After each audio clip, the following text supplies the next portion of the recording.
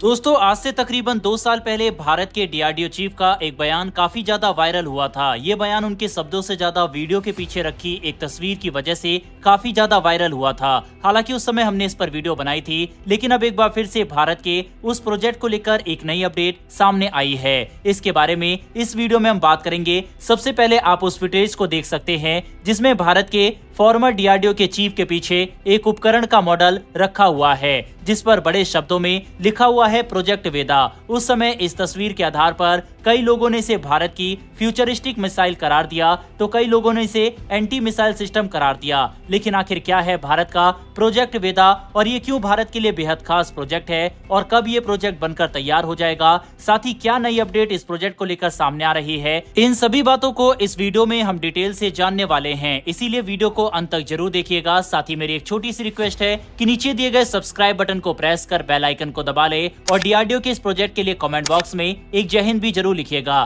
तो चलिए शुरू करते हैं इस वीडियो को। सबसे पहले दोस्तों, आप स्क्रीन पर IDRW का आर्टिकल देख सकते हैं जिसमें प्रोजेक्ट वेदा को लेकर आज एक आर्टिकल पब्लिश हुआ जिसमें साफ लिखा हुआ है DRDO project Veda A dedicated launcher for India defence satellite gains momentum. अब इस आर्टिकल के अंदर क्या लिखा है और क्या प्रोजेक्ट वेदा को लेकर नई डेवलपमेंट सामने आई है, इससे पहले इस कंफ्यूजन को दूर कर लेते हैं कि आखिर प्रोजेक्ट वेदा है क्या। दरअसल 2019 में भारत ने दुनिया भर की मीडिया में हलचल पैदा कर दी थी क्योंकि भारत द्वारा एक एंटी सैटेलाइट हथियार का टेस्ट उस समय किया गया था जिसमें भारत ने अपनी इस एंटी सैटेलाइट मिसाइल की मदद से अंतरिक्ष में एक सैटेलाइट को मार गिराया था और इसे स्पेस प्रोटेक्शन में एक गेम चेंजिंग हथियार माना गया था। और इस परीक्षण ने भारत को दुनिया का चौथा देश बना दिया था जिसके पास इस तरह की काबिलियत है, जिसमें अमेरिका, रूस और चीन पहले से शामिल थे और भारत चौथा देश बना था। अब जो ये प्रोजेक्ट है भारत का, ये भी एक डिफेंस सैटेलाइट लॉन्च व्हीकल है। दोस्तों, इस डिफेंस सैटेलाइट लॉन्च व्हीकल की मदद से आने वाले समय में भारत अंतरिक्ष में बेहद कम समय में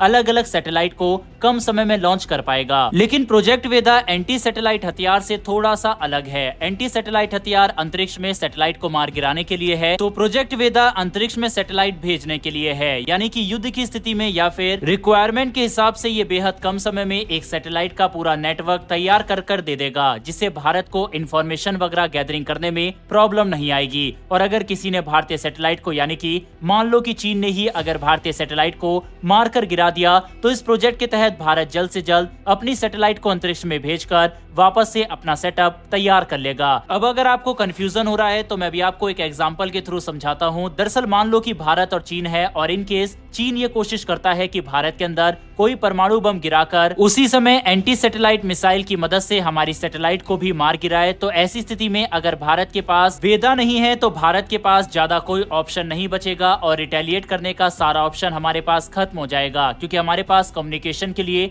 कोई भी सैटेलाइट वगैरह उस समय अंतरिक्ष में नहीं होगी। लेकिन अगर हमारे पास प्रोजेक्ट वेदा है तो हम कुछ ही समय के अंदर ही अपनी सैटेलाइट को वापस अंतरिक्ष में भेजकर एक कम्युनिकेशन सिस्टम सेटअप कर सकते हैं। अब अगर आपके मन में ये सवाल आ रहा है कि क्या हो कि सेम उसी समय हमारे सैटेलाइट लॉन्चिंग स्टेशन को भी टारगेट कर दिया जाए, तो भारत क्या करेगा? तो आपको बता दें कि प्रोजेक्ट वेदा को कहीं से भी लॉन्च किया जा सकता है, यहाँ तक कि बंकर के अंदर से भी इसको लॉन्च किया जा सकता है और ये ट्रांसपोर्टेबल व्हीकल से भी लॉन्च होने की क्षमता रखता है।